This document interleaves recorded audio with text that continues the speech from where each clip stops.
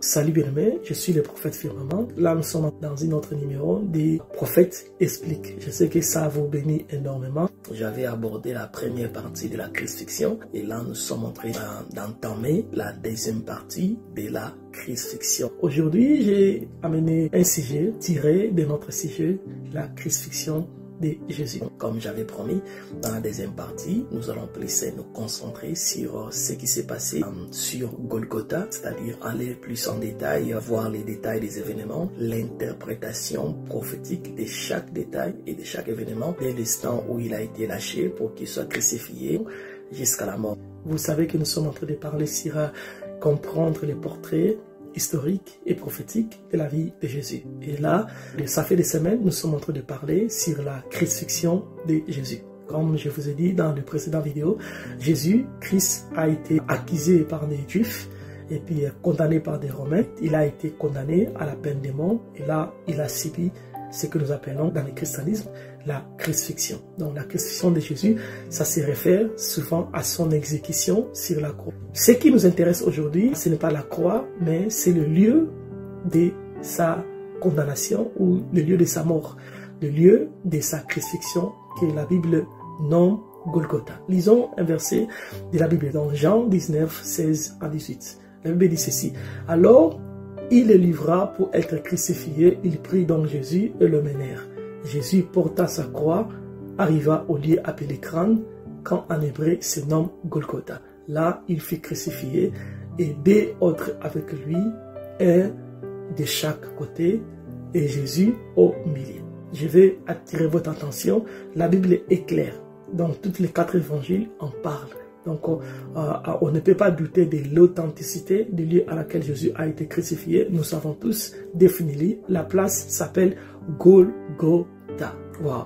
C'est quoi que Golgotha, c'est l'un des sites les plus importants de la christianité parce que c'est là où Jésus a été crucifié. C'est là où Jésus s'est donné lui-même en sacrifice pour le salut de l'humanité. Donc aujourd'hui, je vais entretenir avec vous pour parler de Golgotha. Merci de me suivre et surtout de me suivre très bien jusqu'à la fin. Nous savons que ce lieu existait déjà avant que Jésus soit crucifié. Jésus n'a pas été la première personne à être crucifiée si Golgotha. Golgotha a été comme une sorte de lieu à laquelle les Romains utilisaient souvent pour condamner les criminels ou les crucifier publiquement. Donc c'était un lieu en public connu de tout le monde à l'époque, le lieu à laquelle on exécutait les criminels. Donc Jésus-Christ aussi a été crucifié dans ce lieu que nous appelons Golgotha. Mais parce que Jésus a été crucifié là-bas, le lieu est devenu un peu emblématique, populaire dans la christianité. Donc quand on parle de Golgotha, on se réfère plus aux autres criminels qui ont connu la mort là-bas. On se réfère qu'à Jésus. Quand on parle de Golgotha ou on cite le nom Golgotha, ça se réfère au lieu où Jésus a été crucifié. Aujourd'hui, nous allons prendre le temps d'étudier Golgotha, de comprendre qu'est-ce que Golgotha et surtout de comprendre le parallélisme parce que j'ai compris que dans certaines Bibles évangéliques, on retire les mots Golgotha, on les remplace sûrement par les mots calvaire.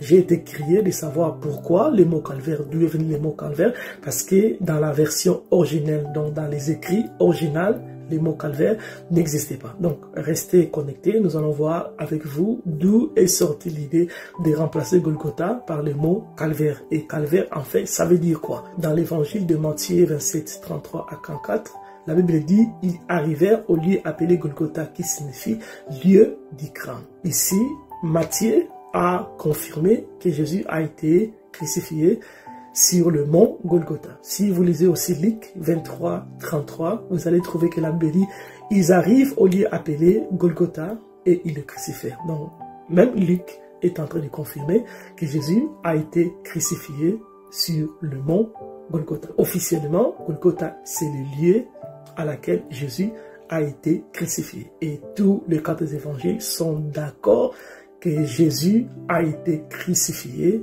sur la colline de Golgotha. Comme je dis toujours, l'enseignant est celui qui répond aux questions. La question que je me suis posée dans cette série est celle-ci. Qu'est-ce que signifie Golgotha? Si on veut voir la signification, la véritable signification du Golgotha, le mot Golgotha vient de l'araméen, signifie lieu du crâne.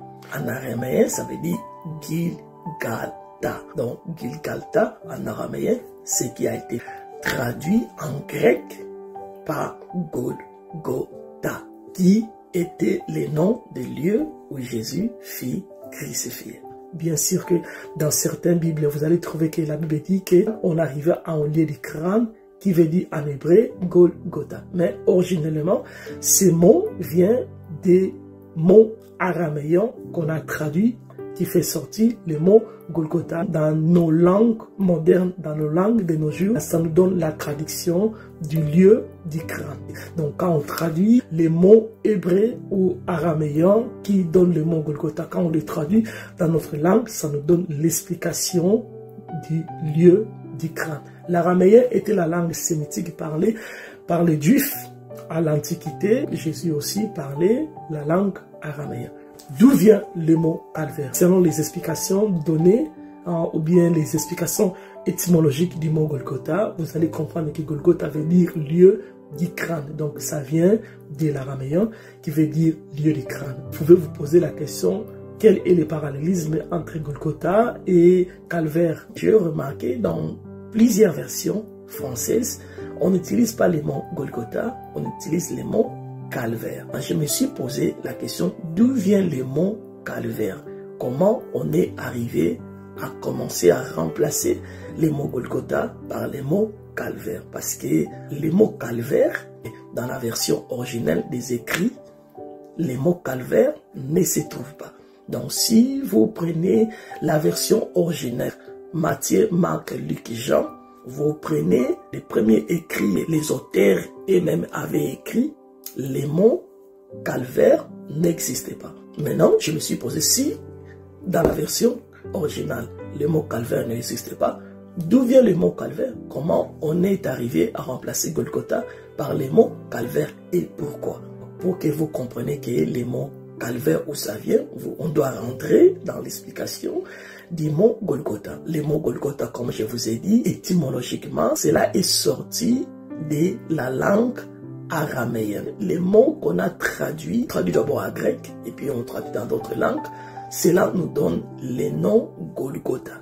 En araméen, ça veut dire Gilgalta. Donc Gilgalta, en araméen, c'est qui a été traduit en grec par Golgotha. Ok. Par là, nous comprenons que ce nom vient de l'araméen. Donc le nom Golgotha vient de l'araméen qui veut dire le lieu du crâne. Ma question dans cette étude biblique est la suivante. D'où vient le mot calvaire? Comment on est arrivé à commencer à utiliser les mots calvaire? Alors, pourquoi les évangéliques ont délibérément, donc volontairement, omis les noms araméens? Donc ils ont pris les mots Golgotha à côté et ils ont remplacé cela par les mots calvaire. Pourquoi ces remplacements? Pourquoi ils ont remplacé Golgotha par calvaire? C'est la cause de cette vidéo et je vous prie de me suivre très bien jusqu'à la fin et vous allez comprendre d'où est venue l'idée de remplacer Golgotha par calvaire et pourquoi on l'a fait.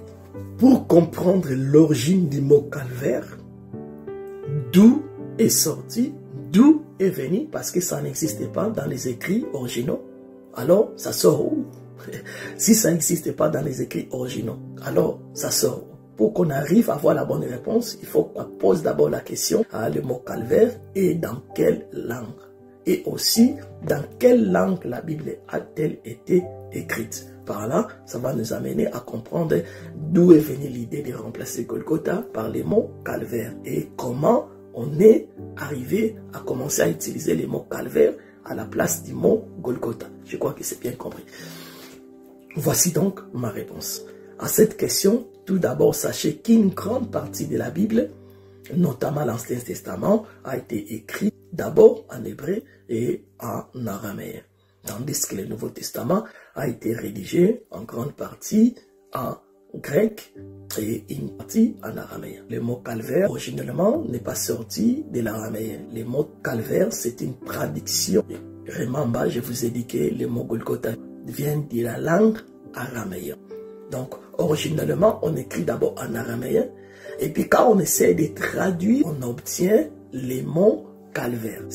Golgotha qui est en araméen quand on les traduit dans la langue française, ça nous donne comme explication lieu du crâne. Calvaire, quand on les traduit en français, ça veut dire aussi lieu du crâne. C'est compris. Donc, originellement, c'était d'abord écrit en araméen, et puis quand on essaie de traduire ça, on obtient les mots calvaire. C'est par là est sorti les mots calvaire. Ok. Pour la première fois qu'on trouve les mots calvaire dans la Bible chrétienne, c'était dans la Bible, la Vulgate. La Vulgate, c'est ce qu'on appelle aussi la Bible de Jérôme.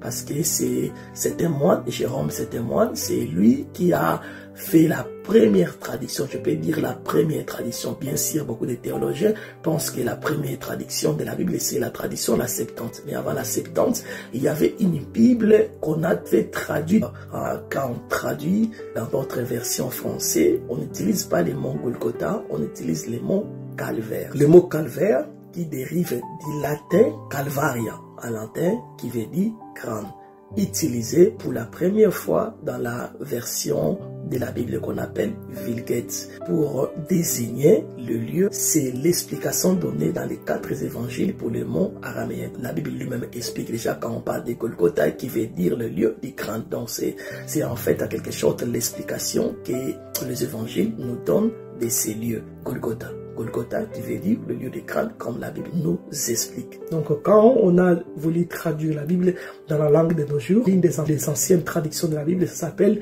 la Vulgate. La Vulgate, c'est cette Bible-là qu'on a traduit dans la langue originale de la Bible, on a traduit à latin. La Bible a été écrite en général, je parle en général, en 3 langues.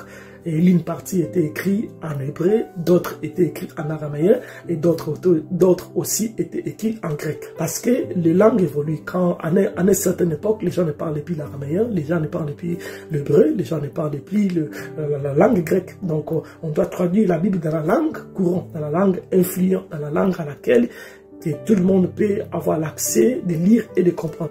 L'une des anciennes traductions de la Bible, ça s'appelle la Vulgate. La Vulgate, c'est la Bible de Jérôme. Donc, c'est un moine catholique qui a traduit la Bible. Il a traduit dans la langue originale, dans la langue qu'on avait écrit la Bible. Il a traduit ça en latin. Traduit, par exemple, des écrits qui étaient en hébreu, en latin, des écrits qui étaient en araméen, en latin, des écrits qui étaient en grec. Il a traduit ça à latin. Quand on a traduit les mots Golgotha qui étaient en araméen à latin, ça nous fait sortir ce que nous utilisons aujourd'hui dans certaines Bibles évangéliques, les mots calvaire. Donc c'est par là est sorti les mots calvaire. Calvaire qui vient du mot latin calvaria, et quand on les traduit, ça veut dire crâne.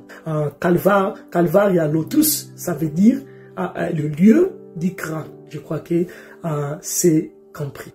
Voyons maintenant le contexte historique qui a fait les changements des mots, les shifts de ces mots, qu'on quitte de Golgotha au mot calvaire. Remember, souvenez-vous, je vous ai dit, les mots calvaire dans la version originale de la Bible n'existait pas. Donc, ça existe que dans la traduction. On l'a trouvé pour la première fois dans la première traduction de la Bible. Et c'est par là que la personne qui a traduit, le moine Jérôme, va utiliser, à la place de Golgotha, il utilise le mot calvaire. Et c'est pour la première fois, les chrétiens vont apprendre les mots calvaire qui veut dire, dans la langue de nos époques, c'est-à-dire français et anglais, quand on les traduit, ça donne ce qu'on appelle le lieu du crâne. Calvaire, ce n'est pas en français, ça vient du mot latin, calvaria, qui veut dire aussi lieu du crâne. Merci. Bon, on va aller maintenant voir les contextes historiques du mot calvaire. Voici donc les contextes historiques du mot calvaire. La Vulgate, considérée comme l'une des plus anciennes versions de la Bible. Vous savez que la Bible a été écrite avec nos langues. Avec le temps, on a traduit la Bible dans plusieurs langues de nos jours pour faciliter à tout le monde de lire et de comprendre la Bible. Et quand on a commencé à traduire, la première Bible qu'on a traduite, la version qu'on appelle la Vulgate, qui est comme l'une des plus anciennes versions de la Bible. C'est la toute première Bible qu'on avait traduite de la langue originale où la Bible a été écrite. On a traduit ça en latin. La Vulgate, considérée comme l'une de plus anciennes versions de la Bible en est la traduction latine établie notamment par Saint Jérôme à la fin du IVe siècle après Jésus-Christ. Après que les premiers auteurs de la Bible, les auteurs de la Bible ont écrit comme des auteurs des évangiles, Matthieu, Marc, Luc, voilà, et Jean, ça n'a pas été écrit en français, ça n'a pas été écrit en anglais, ça n'a pas été écrit dans les langues que nous parlons aujourd'hui. Ça a été écrit à la langue qu'eux, ils parlaient. Donc, dans leur langue, le mot Golgotha, ça a été écrit originalement en araméen. L'araméen qui est la langue sémitique dont le Juif est parlé à l'Antiquité, y compris aussi Jésus, quand il était né, il parlait aussi l'araméen. Donc quand on a écrit, une grande partie des Nouveaux Testaments a été écrit en grec et aussi en araméen. Bon, mais particulièrement le mot Golgotha a été écrit originellement en araméen et puis ça a été traduit ensuite en grec et puis on a traduit aussi en latin. Donc quand on a fait la première traduction de la Bible que nous appelons la Vulgate, donc qui est l'une des anciennes traductions de la Bible, quand on a traduit, Golgotha a été traduit en grec et puis été traduit en latin. Quand on traduit en latin, on obtient le mot Calvaria, qui a été traduit, qui nous donne la traduction du mot calvaire. Je crois que c'est compris. Dans cette traduction latine, la Vulgate, qui est la Bible de Jérôme, le mot Golgotha est traduit par Calvaria locus. Je suis désolé, comprenez les prononciations, donc je ne connais pas latin, j'essaie seulement de prononcer tel que ça a été écrit. Donc le mot Golgotha est traduit par Calvary locus, signifiant lieu du crâne. La traduction était initialement basée sur le terme latin Calvaria, qui signifie littéralement crâne, et ensuite ça a été lexicalisé en lieu de crâne. Le mot Golgotha est de la langue araméenne, on a traduit ça en latin, et quand on traduit Golgotha en latin, ça donne Calvary locus. Et quand on traduit ces mots Calvary locus qui est en latin, on les traduit maintenant dans la langue de nos jours, ça donne ce que nous appelons en français lieu du crâne. La traduction était initialement basée sur le terme latin Calvaria, qui se réfère à la crâne. Calvaria en latin veut dire crâne. Calva locus est l'axi lieu du crâne. Donc, c'est comme ça qu'on a traduit Golgotha, ça devient calvaire. Je ne sais pas si je me fais comprendre. C'est à partir de cela que va naître aussi cette expression populaire que nous utilisons beaucoup, c'est un calvaire ou vivre un calvaire. Donc, quand quelqu'un dit que c'est un calvaire ou vivre un calvaire, on se réfère à ce que Jésus a vécu. On se réfère à la souffrance que Jésus a vécu sur la croix. Voilà pourquoi l'expression que nous utilisons, ah, c'est un calvaire, ah, je vais me passer un calvaire. Donc quand quelqu'un dit que je vais passer un calvaire, il se réfère à une souffrance très élevée. Cette souffrance, les gens se réfèrent à ce que Jésus a subi à la croix de Golgotha. Pour la plupart des biblistes, cette expression fait référence à la passion de Christ et plus précisément au lieu de sa mort sur la croix. Ok.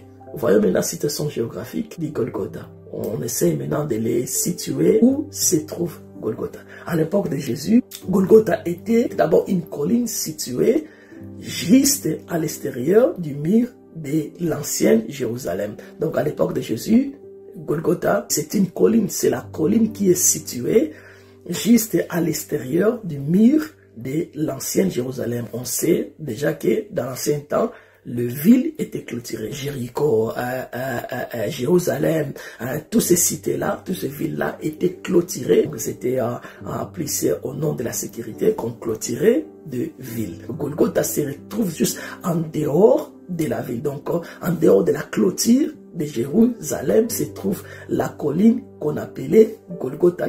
Et c'est là où Jésus a été crucifié. Ce lieu se trouve donc hors de la ville de Jérusalem, car selon les coutumes juives, il y a 2000 ans, les exécutions avaient eu lieu hors de la ville. Non, on ne peut pas exécuter quelqu'un dans la ville. Quand on veut exécuter quelqu'un ou lapider quelqu'un, mettre quelqu'un à mort dans la coutume juive, c'est que les Romains aussi respectaient, on les faisait hors de la ville. C'est ce qui a fait que dans le lieu de crucifixion, le lieu où on avait choisi pour éliminer les criminels, détruire les criminels, exterminer les criminels, c'était en dehors de la ville. Donc voilà la raison pour laquelle Golgotha est en dehors de la ville de Jérusalem. Voyez un peu l'authenticité de ces lieux. Bibliquement, tous les quatre évangiles ont mentionné Golgotha comme le lieu de la crucifixion de Jésus. Ce qui a fait que nous ne pouvons pas douter, parce qu'il n'y a pas confusion entre eux. Tous sont clairs que Jésus a été crucifié sur le lieu que nous appelons Golgotha, qui s'est traduit par le lieu du crâne. Donc si vous révisez les évangiles, vous allez trouver que tous sont d'accord que Jésus a été crucifié sur le mont Golgotha. Voyons maintenant les contextes historiques de ces lieux, le contexte historique qui se cache derrière ces lieux.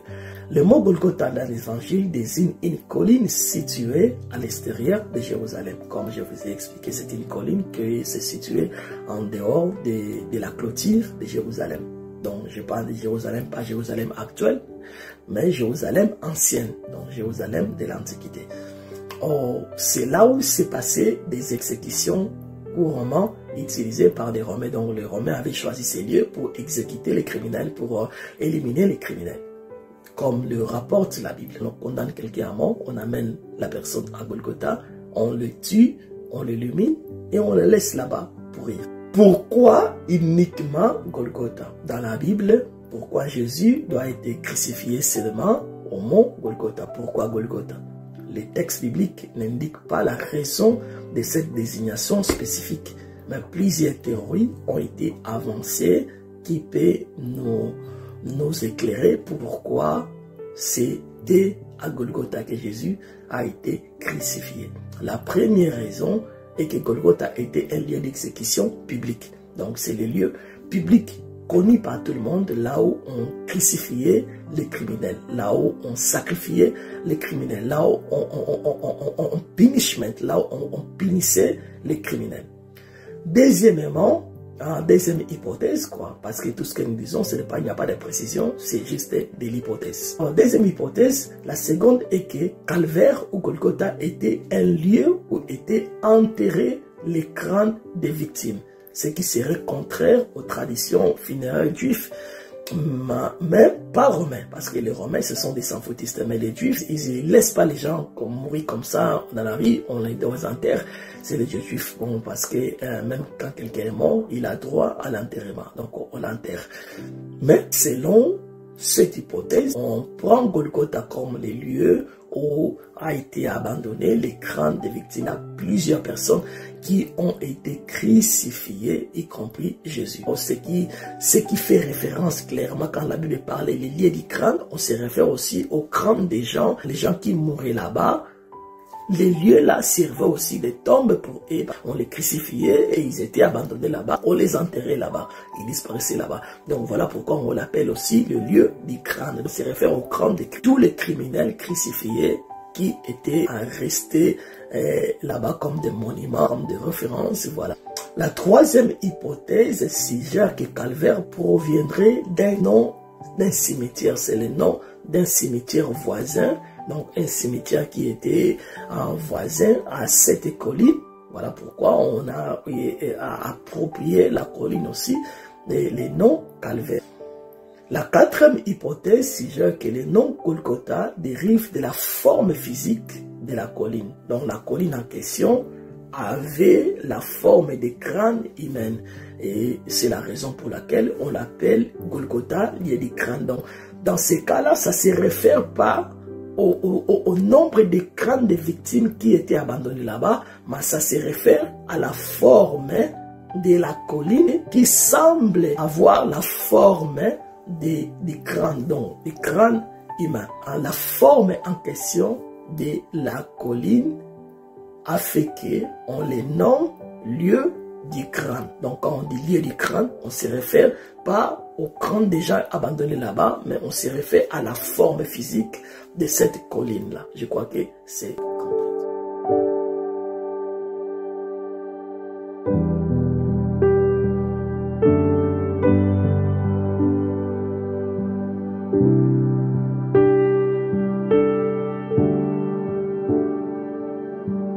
Thank you.